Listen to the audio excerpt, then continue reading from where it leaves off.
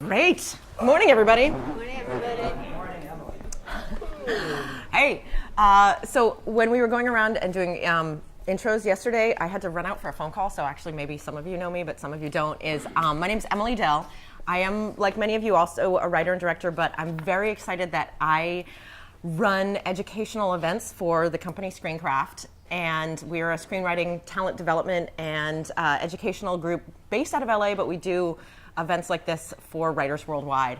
And it's really fun to be here with the Napa Valley Film Festival, curating a conversation on stuff that I really care about, and I think you guys do as well, which is how it all starts with the script, right? So yeah, about a year ago, the Napa Valley Film Festival came to us and wanted to expand, kind of like Mark was saying yesterday, wanted to expand the screenwriting conversation at Napa. And here is kind of the final result of that. And so I am immensely proud to be sitting next to these people next to me, who I will introduce briefly, and then we're going to get into a conversation that's called Screenwriting That Gets Made. And so we're going to talk a bit. I'm going to fire some questions at these guys, but then, like yesterday, we'll open it up to you. As you can see, this is being recorded, and so if you would just be patient, like I think when we get to Q&A, somebody might ask you to say your questions into a microphone. So please just be patient on that. But I think we're going to have some fun. So I'm going to start at the far end, moving towards me, and that's Jim Rash and Jenny Lumet, who you guys did meet yesterday. And so and they talked a bit about the way back and Rachel getting married and some of these amazing scripts that come from both of them that are so personal and really beautiful movies. And also Jenny talked a bit about moving into kind of studio work, which we'll expand on a little bit today. But then this new lovely gentleman sitting next to me is Lee Aronsohn, who is an extremely accomplished comedy writer in the world of television. And so that's also the unique wrinkle we're going to add to today's conversation. We've talked a lot about films, documentaries, and narrative features, but now we're also going to expand the conversation into television. Because some of the most, where screenwriting gets made on an everyday basis is in TV. And so it's a chance for you guys to fire some questions about television to this panel as well. So Lee Aronsohn is a TV producer and writer, worked on shows from The Love Boat to Murphy Brown to Sybil, and he's one of the creative minds behind some of the biggest hit sitcoms on television today, and that's The Big Bang Theory and 2.5 Men. And he's here at the festival with actually directing a rock and roll documentary called 40 Years in the Making, a magic music movie. And 1:30 today at the Charles Krug Winery, 12:30 at Uptown on Saturday. Right? Just happens to be playing then. I don't, it just happens to be happening. So, all right, great. Well, let's dive right in. So, the title of the panel is Screenwriting That Gets Made. And so I want to ask all three of you, what was the first instance that you saw your words come to life in film or television? I can tell you that very easily because it was such a profound moment for me. I had written, the first job that I ever got was writing a segment of Love Boat. And in those days, everybody was freelance, and I was doing stand-up comedy, so I knew nothing about the world of produced film, and I was invited to the set to see a scene being shot, and it was a big, I don't know if you remember Love Boat, but they had these wonderful big party scenes, that were out on the swimming pool deck, and the lights out, and it's nighttime, and it's all romantic and everything, and there was an orchestra, and there were people dancing, and then the playback music stopped, and the captain and doing a scene with a little girl, and all of a sudden they're saying my lines. They're saying something that I thought of. It's just coming out of people's mouths, and watching that. All these people working I sat there in a room and I just went, and then all of a sudden all these people are working and making it real. It was one of the most magical moments of my life, It really was incredible. I think my first one was in TV as well. It was my writing partner Nat Fax and I was we had written a pilot called Adopted at the time, and they did it at ABC, and so there were two mom characters, the sort of biological and the adoptive mother, and those are usually offered out, so you've never heard these words out of their mouths, and it was Christine Baranski and Bernadette Peters, and you're like, oh my god.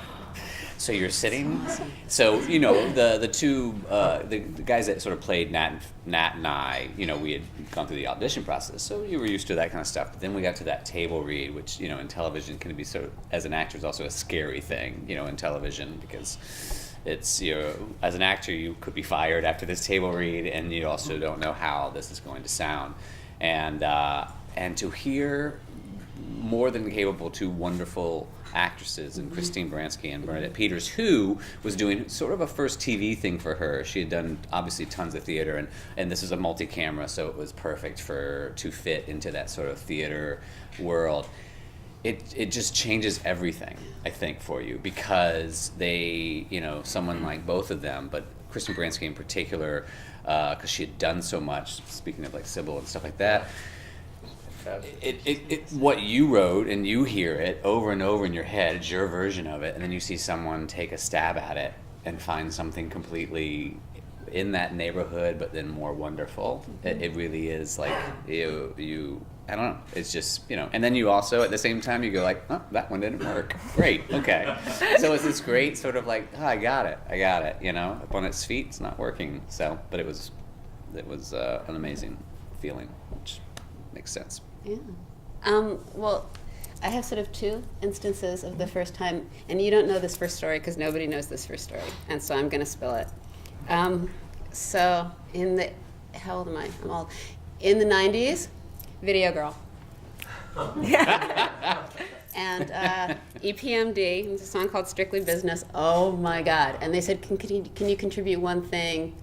I was busy trying to keep my ensemble on. Can you contribute one thing to the dialogue? And they said to think of something, and my contribution was, "Step off, Eric," and that's what I said. And so that was it's a great. Somebody tweet that right now. It's a great. It's a really great song. My kids don't even know. Oh my God, I'm so screwed. After "Step Off, Eric," my first produced work was Rachel Getting Married, and it was more. The screen was extraordinary, but what was more extraordinary was the read through with actors. I had also just discovered 2 days before the table read that I was pregnant with my daughter. So the actors started reading, and then I began to cry, and then I threw up. But it was wonderful. It was wonderful, and you feel yourself open to people. Mm-hmm.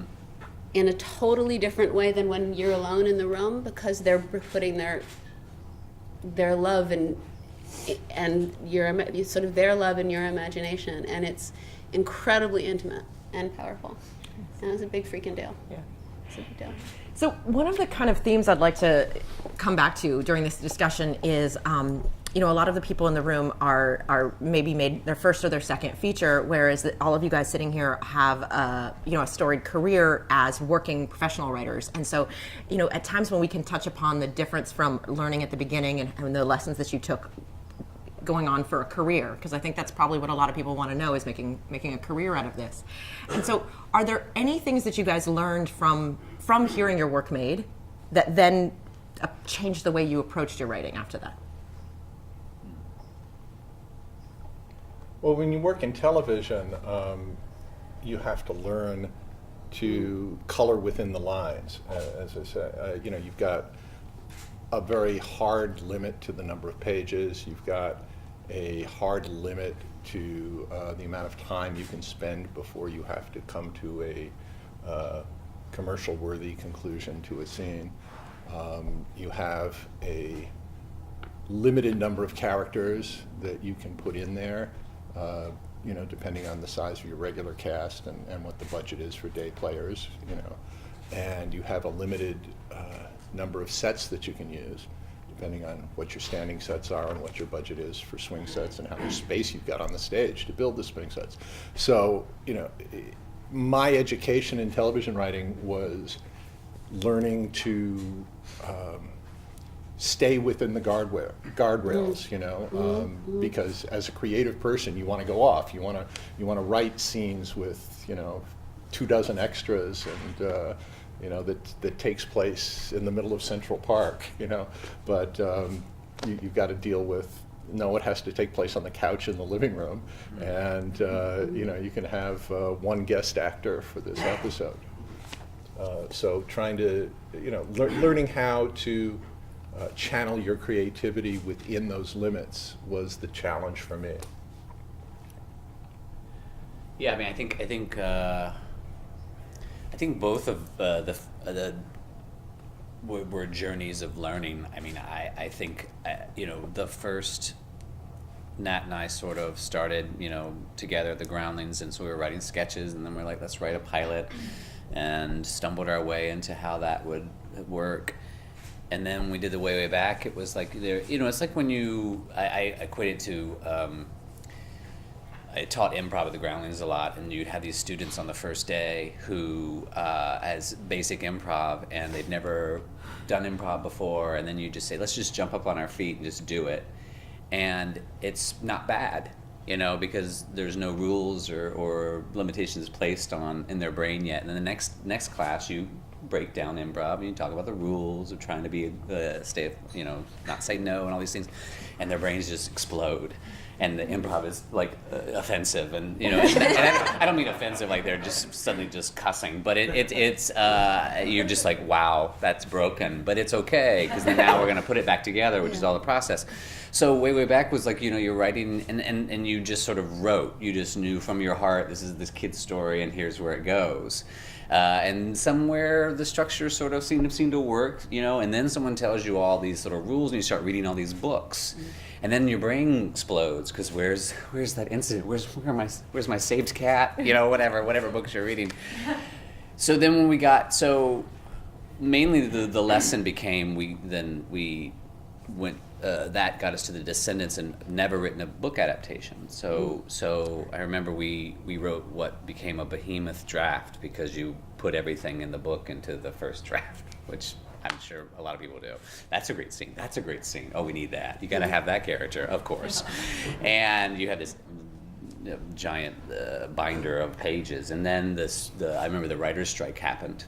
Whatever year that was, I don't remember, but it was 2008. Like 2008. So it was like, okay, you, boy, that was from such a dark place. Ugh. How can you forget it, Jim? How dare you? So pens down, and you were out there and walking, and you couldn't get notes or anything. So I think it was 100 days or something like that. It was brutal. Yeah, and 102. I kind of wanted to. Anyone's counting. I kind of wanted to throw that too, and it was gonna get darker. Anyway, the long and short of it was our big note was like Alexander Payne and Jim Taylor and the producer Jim Burke were like, great, but you need to find the movie and the book, And it was really just about following what became George Clooney's character. And you realize we had sort of used, I don't know, you just sort of like, I enjoyed the learn by doing, and then I enjoyed the sort of like not knowing the rules for a little bit and just writing from your heart. So I think I took that with me from those experiences, and don't always learn it. And then you sometimes. I think you brought up something really important, which is the idea of destabilization as a really productive and helpful idea. I mean, with Rachel Getting Married, it was the first thing I ever wrote, and I wrote it and I handed it over. And that apparently doesn't happen that often. And so the career after that was this very, very fast learning curve. And I had a very helpful person. It was Jonathan Demme, yes, but he has his own sort of way of thinking about things. But someone who explained that the interior destabilization that you'll feel learning the rules, people said, have you cracked the story? I was like, I don't even know what that means. what? And you're going to go and you're going to have a meeting with these people and you're going to give your take on your idea. I had no idea what that meant, none. But I just kind of, nodding is good. Yeah. And then you say, I never thought of it like that. And then they like you. But what I found was, as long as one maintained some kind of belief in what you did to get there, the destabilization, while uncomfortable, was vital, because I wanted a career. And you have to know how to say, this is my take on it. And you have to say, I cracked it. And you have to know how to say, I see this as, and this can be done. And we can, book adaptations are really rugged. I have such admiration. Because I did one that was terrible, and it was, so was this. 750 pages. So coming from every word is done and fine and was tightly scripted, and that was the movie, except for 2 lines that were really good, so I say they're mine. It was about letting all of that go, spending years learning how to write a screenplay, and I still don't know. You learn, but never forgetting that I did something to get here. And that is going to be the thing, even though I feel destabilized. But I think it was really valuable.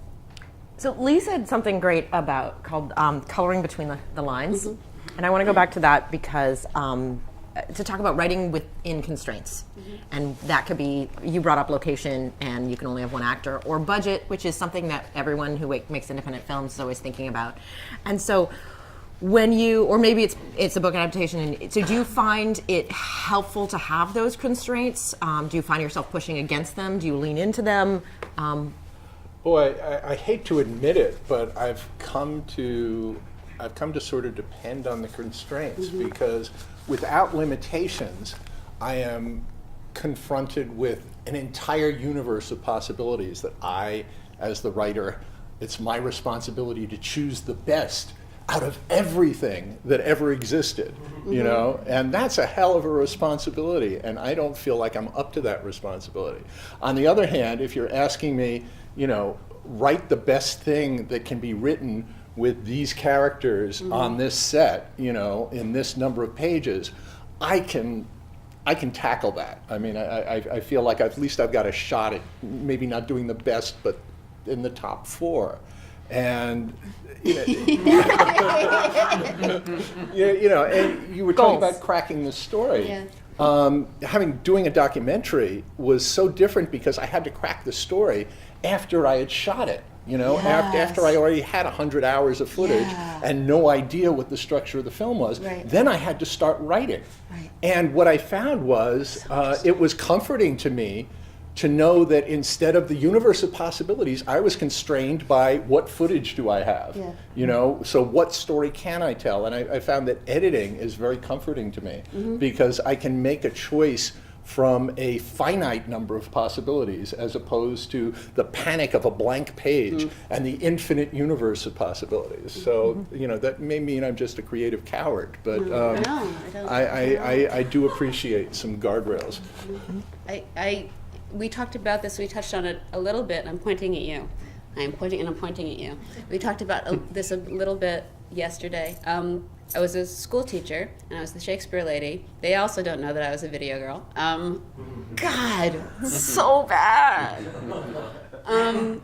And I found form extraordinarily liberating. And I know that everybody in this room knows this. I know it, and it's a little Shakespeare moment, and it's just.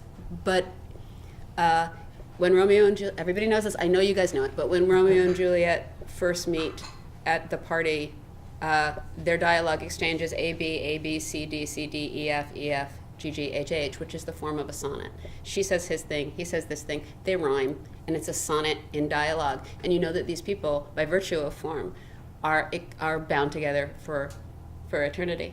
And I find in the same way that when my son, when he turned 20, said, "Mom, I have no idea what he said, I'm going to go shear sheep. I'm going to go to Russia." He had no idea because every possibility was open, and he felt a little bit paralyzed by that. I appreciate someone saying, you have 2 weeks. Mm-hmm. I appreciate someone saying, we don't have the train anymore. We have a pickup truck. Because it forces you. Mm-hmm. It forces you to make an incredibly brave decision, which is, I will let go of my own bullshit. Mm-hmm.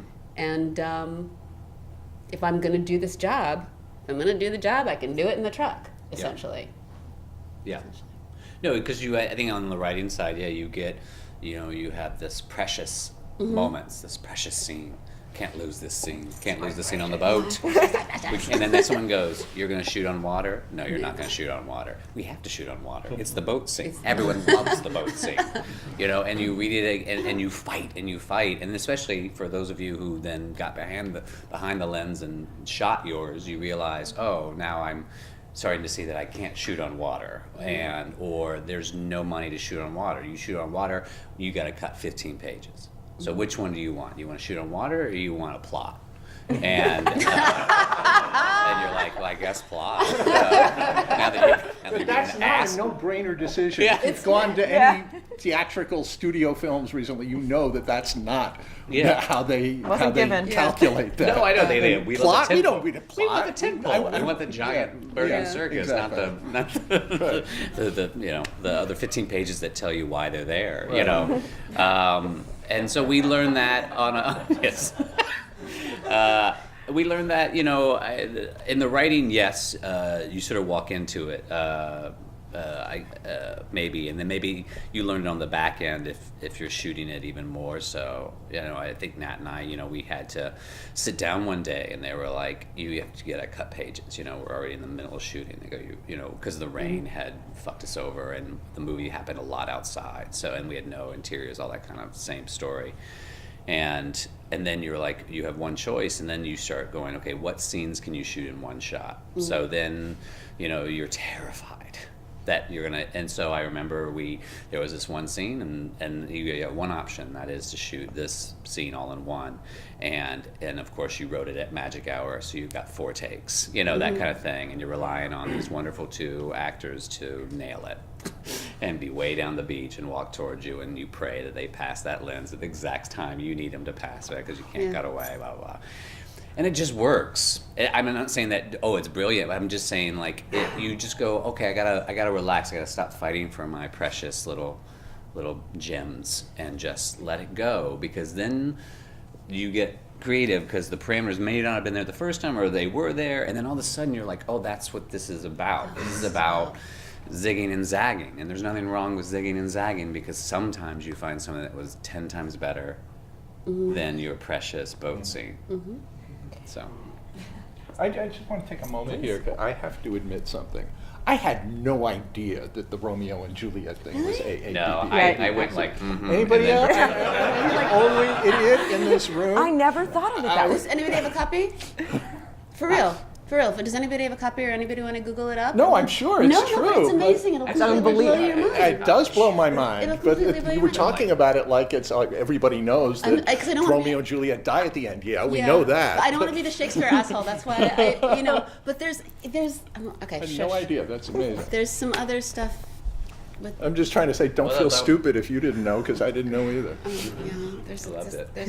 I'll stop now. But that wasn't in the Cliff Notes. That's why I didn't know. It's not, but that's what should be. That's what should be in the Cliff Notes. It probably. It should be in the Cliff Notes, and when he tells No, you. I know I read the Cliff Notes. It wasn't there. No, I know I didn't. Yeah. Well, maybe somebody will Google it, and we can come back to that at the end. But They have it. You have it? Literally Cliff Notes of Romeo and Juliet. No, you don't need the Cliff Notes. You need the text. You need the text. No, of the song. Huh? We need the text. It won't be in the Cliff Notes. It will be in the text. There's this amazing moment in. Okay, now I'm an asshole. Oh. No. It's fine. You're teaching. You're bringing enlightenment. We are Okay. all being mentored, right? Okay. We are artists in residence. Basically, every story is based on Shakespeare. Yes. Well, just as writers, right? Yeah. So, and I get a little bit emotional about it because he's an important artist to me. But there's a line in, Macbeth goes nuts, right? Macbeth goes nuts because he does this thing that he wants or he doesn't want, however you want to think about it, and it makes him nuts. And there's a one line where he's going nuts because the form of the line tells you. And he's talking about the blood, and he's talking about his hands that are so covered in blood that the seas couldn't, and it's not the out damn spot, it's not that one. He talks about how his hands are so bloody that it would make the multitudinous seas incarnadine meaning red, like Carn, C-I-R-N. The multitudinous seas incarnadine, making the green one red. Damn, first of all. Second of all, if you go from all those syllables, from a man who can say, I made the multitudinous seas incarnadine, to a man who can only say, I made the green one red, in a split second, what happened? What happened in the emotional life of that man? That form changed so drastically. And the way someone explained, all the good words are one syllable, for real. So if the way your characters are choosing, or the way they must express, that to me is so exciting. And I didn't know if that gentleman who did this shit with a quill, right? I'm like, oh my God, my iPhone doesn't work. And he's like, I got a quill and I'm writing Hamlet, Othello, Lear, and Macbeth in a year. I know, right? With a feather. I'm like, I need a latte. He's like, I need a feather. It's crazy. It's exciting. It's exciting. Form is you can tell a lot about a human, about the words they choose in that moment. I feel so inadequate. No. Let me tell you about the evolution of the fart joke. Well, actually, this does segue nicely to it. So when I did want to talk about dialogue, because one thing that's indicative of all of your work is just dialogue that sings off the page, and that the actors, I'm sure, love to perform. And so this is half of a process question of, like, what is your process about writing dialogue?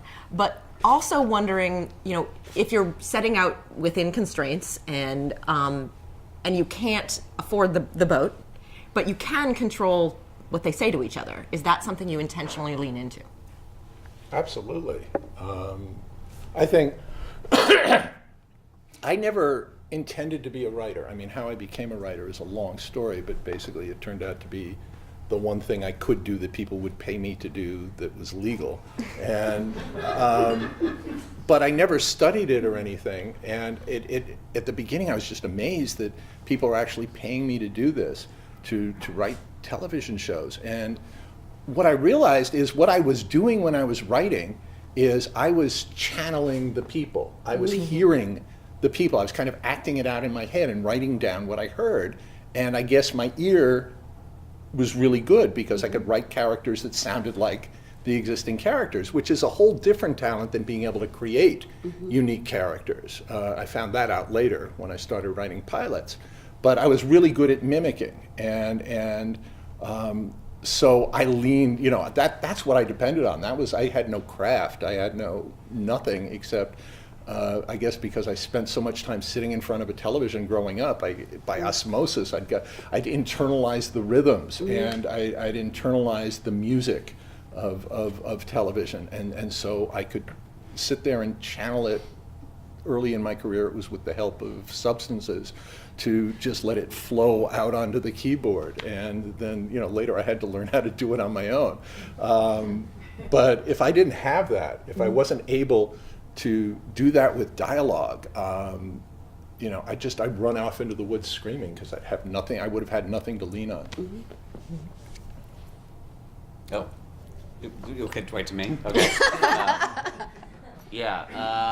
No, I mean, I the rhythm to me is an obsession. And I think just because both Nat and I came from improv, it's a lot of also performing some of it as we go, and I think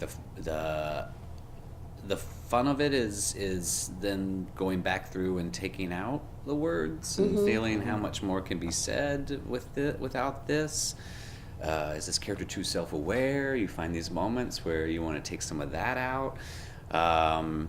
You know, I think, and then just the love of discovering it after the fact. You've shot it, the actor did all those words, and then you get in the edit, and you're like, we don't need this, Don't need that. you know. And they felt it. I remember we were shooting. Sorry, it's only one thing we've shot, so way back, and we were shooting the scene.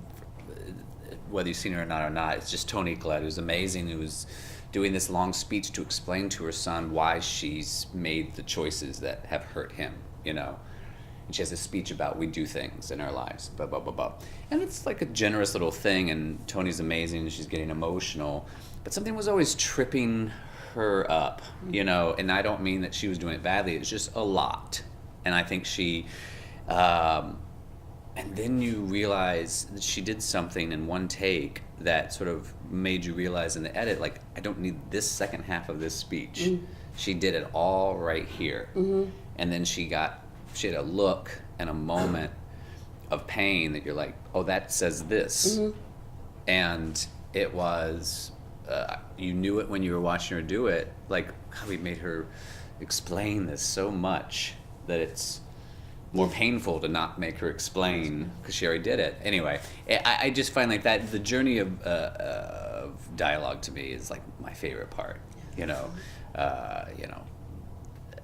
it's just too much fun to explore those rhythms and find different voices. And I love scenes, even though they take a while when you have a large ensemble, like I'm sure with Rachel Getting Married, you have all these voices chiming in, you know, in big scenes, and there's nothing better than just finding this sort of song of these people overlapping each other and talking and having different, you know, wants and intentions and stuff like that. I think one thing that we're saying, we haven't said it explicitly, but maybe we should, is that, you know, writing is really rewriting. It's like, you know, you can sweat for a year or 2 years over a screenplay, you know, and sweat over every sentence. And at the end of the 2 years, you know, you look, you've got this beautiful screenplay. No, that's when the job starts. Yeah. You know, it's everything that I've ever written, you know, no matter how much I loved it when I was finished, you know, with the first draft or whatever, you know, by the time it actually got shot was a whole different thing. Every time you go through it, it's like you're chipping away, the old joke about the sculptor who asked, how can you, you know, take a hunk of rock and carve such a beautiful flower out of it? He says, I just chip away everything that doesn't look like a flower. And that's what you're doing with your script, is every time you're going through it, you're taking away the stuff that isn't your flower. And each time you go through it, more stuff pops up out at you that can kind of fall away. And it's a process, it's not an event.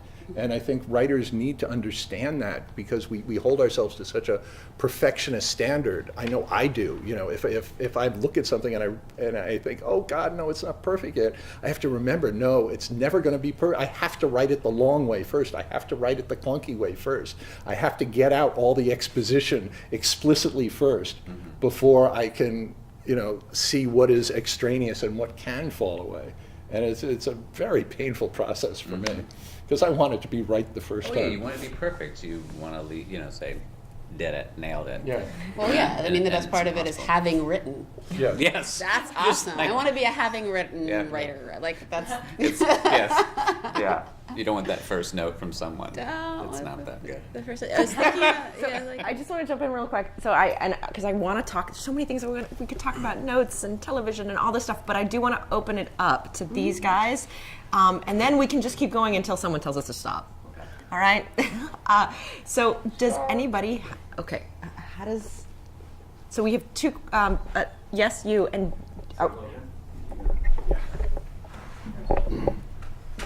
Blocking my close-up.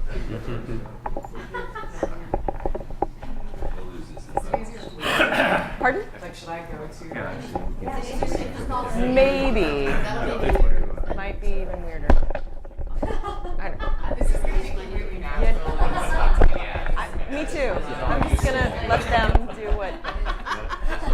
You know, this isn't a room full of directors and writers, is it? This is our boat scene right now.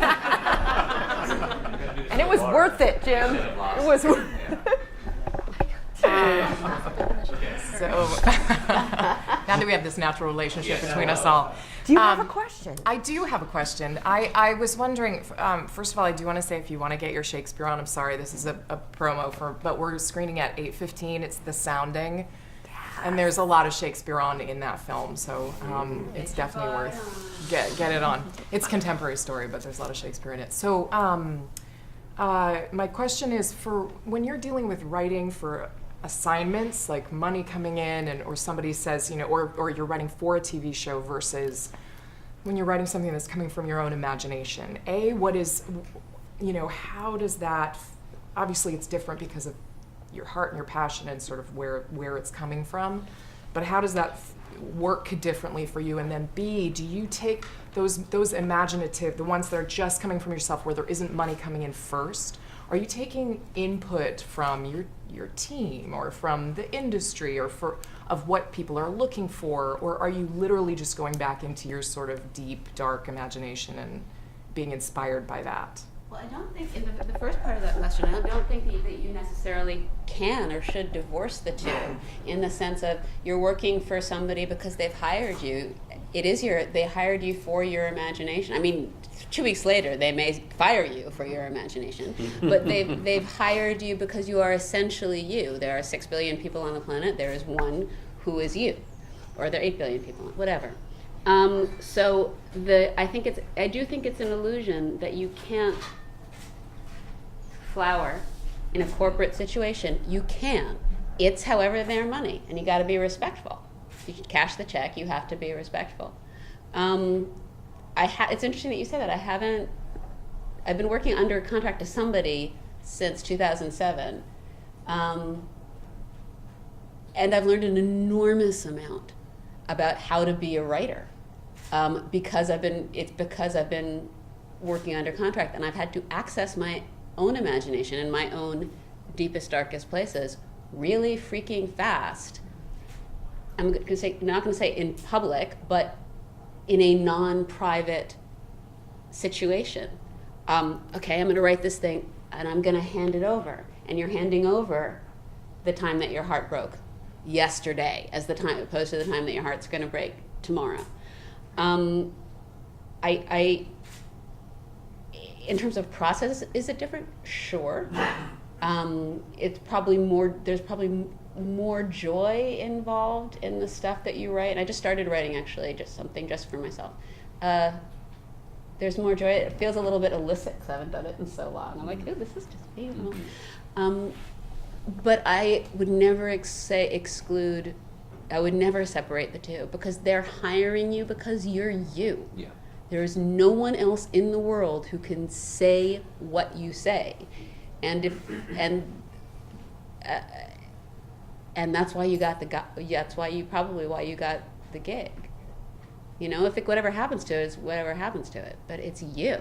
Yeah, I mean, the 2 notes we got, Descendants was being hired. They read something, we met, we talked about our take on the book. So our 2 notes, I said one earlier, which is hone in on the movie that's inside this book, because we overcomplicated, and we had chosen the younger daughter is very present in the book. A lot of it comes from her, her reaction to the mother in the coma, and she's avoiding it and making this book. So we really love that book. It's in the movie, but we needed to get Matt, her dad, into the movie more, right? So that's one note. The second note was to me and Nat was, put yourselves in there. In other words, we read this, and that's what we want. We want your take into this.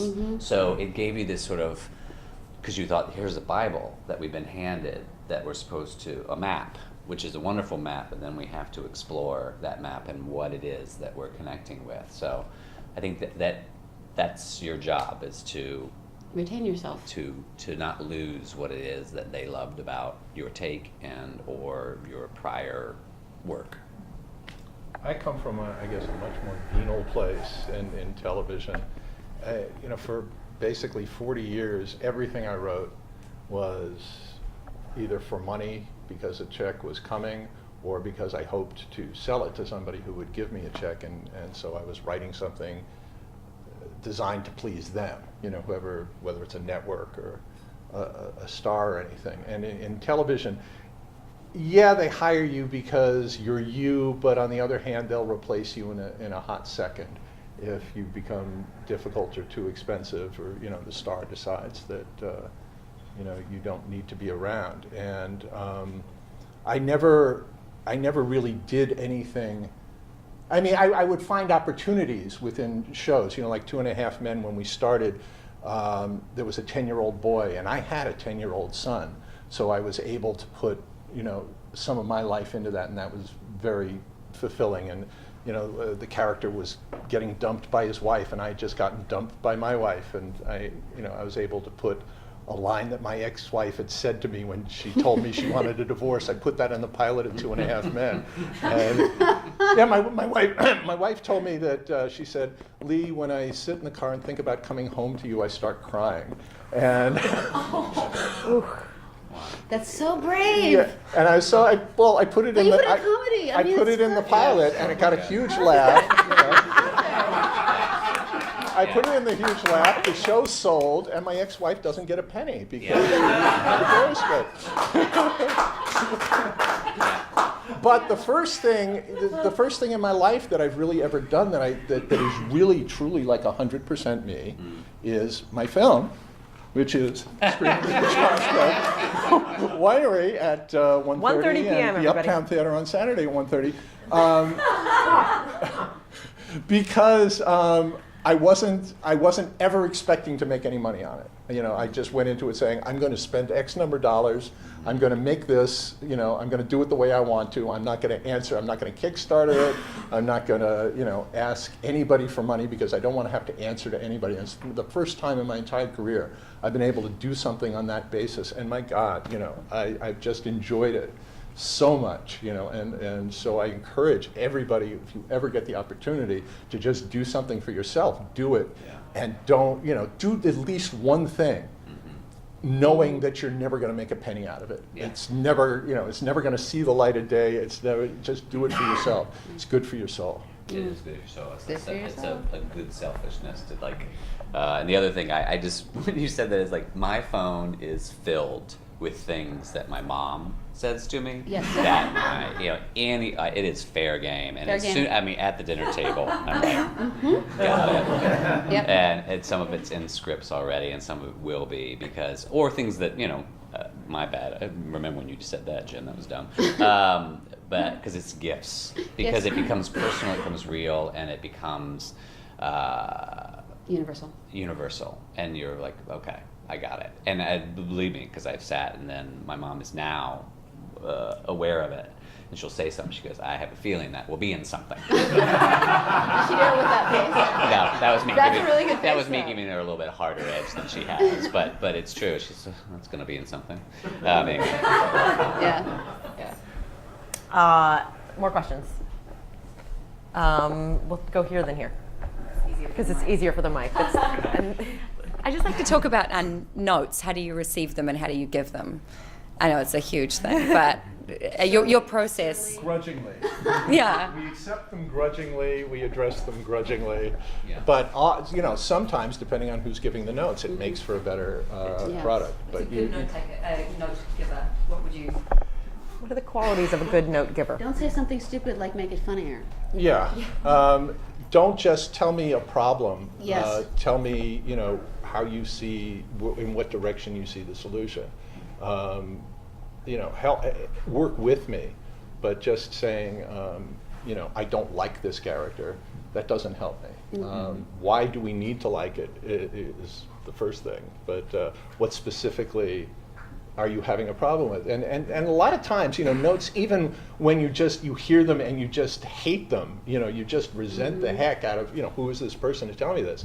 If you're in a position where you have to take the note, a lot of times you'll find that you'll make it better, sometimes even in spite of the note. Yeah. Okay, you need me to cut this joke, this incredible, great joke, I have to cut this joke.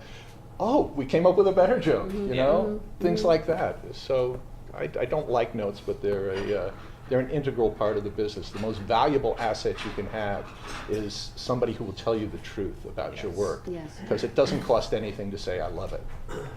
Yeah. People use the term a lot, the note behind the note. What does that mean? I've never heard it. You've never heard the term? The note behind the note is where either the person giving the note either is not aware or does not have the courage to tell you what they really mean. They might be telling you about an actress, say, there's something, I need more warmth from this actress. I need to feel more warmth from this character. What they're really saying is fire the actress sometimes. Or they're saying, can we get more heart into this scene, or I'm feeling a little too much edge here. What they're really saying is cut the scene. That's the note behind the note. I always thought this probably speaks more to on your side of things, being in the response, in hearing the notes more than giving the notes. But two quick things. One, I feel like I look for consensus. In other words, hopefully there's multiple. Let's say there are 3 people weighing in. I look for what was common. It might not be the exact note, but I always feel like there's something that everyone's getting thrown off by, let's just use the boat scene. There's something wrong about the boat scene. So that sounds like a valid note. I do believe that sometimes, because your brain, mine. I got a call. We got notes from someone. I got a call from our agents. Nat is very happy-go-lucky. Maybe I'm bad cop and he's good cop. I don't know. But they were like, Jim, they said you were giving a lot of stink eye. And I go, well, that's just my face, I guess. And I go, I don't think it's stink eye. It's just like I'm trying to process what that is, because yes, I like to try to. As soon as someone tells me something's wrong, then all I want to do is fix it. But then maybe I'll talk. So I recently, and this is just my advice that I personally will try again. If you have this person in your life, if you have a writer friend or someone that you just adore or trust, to be honest with you, or 2 or whatever. I hit a wall with these notes. I had this draft. He was nice enough to read the draft and then read the notes document. And I just loved it because it relaxed my brain, because he just said, I think he's right here, here, and here. I hate these. And it was just someone to validate the fact that I didn't like any of it in my brain, but I was like, yes, now I see it. The person, he or she, is not incorrect. If they're reading something's off. They might not be giving you the right note. They might be being vague and just going like, I didn't get it, But there's something wrong If here. if there are a bunch of people who don't get it, then you got to look. Then and you gotta say, look You just and have to say take a beat and go, Yeah. I'm okay with this. And then you discover, oh, all right, that's better. Yeah. I think when I give notes, I find that the handiest note to give is, what do they want? What's in their way of getting what they want? What are they going to do to get what they want in this moment and in that scene, and bigger in that line, in that moment, in that scene, and in that story? What are they going to do to get? What are they doing to get what they want? And the person who is in the scene with them should be doing something that is opposite to that and inhibiting them. Otherwise, the movie's over. I want to rule the world. Okay, movie's done. Right? Movie's done. I want to rule the world. I'm Cleopatra and I'm going to stop you. Then you have a movie. So I always ask, because I don't know what's in your heart and in your mind, and I don't know if the boat scene means everything to you, and I don't know if you actually can roller skate. I'm just making this shit up. But I'm right there. right there. But I do know that at every moment in your life and in mine, you want something. You want to listen, or you want to communicate. So there's something that you want. What are you doing to get it? And that's that. Everybody can write to that. Everybody. If someone says to me, "Write funny," or "What's with all the," or "What's," I bristle. I bristle, and I get very.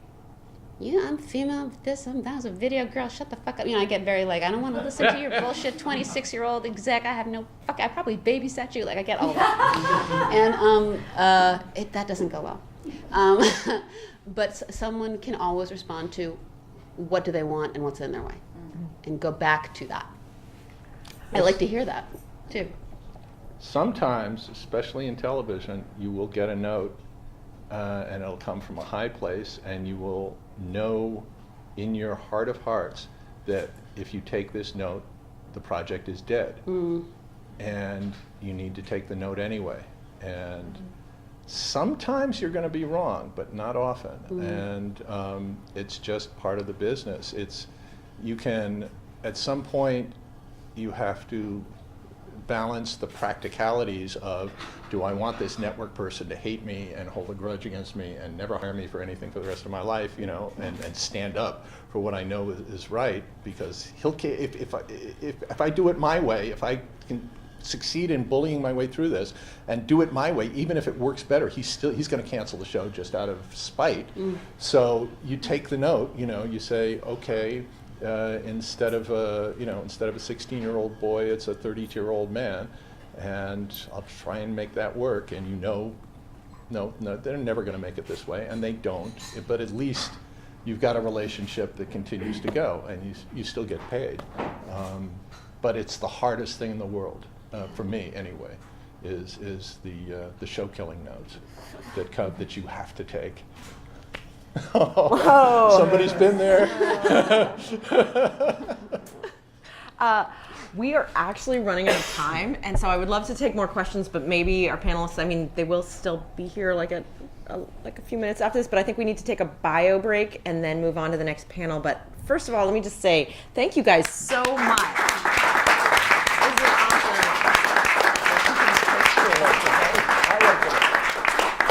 I could listen to them talk about writing for days, but then they would get tired. So thank you, everyone. Thank you all for being here, and yeah, have a great rest of the afternoon. Thank you, guys. Thank you. Are you Googling?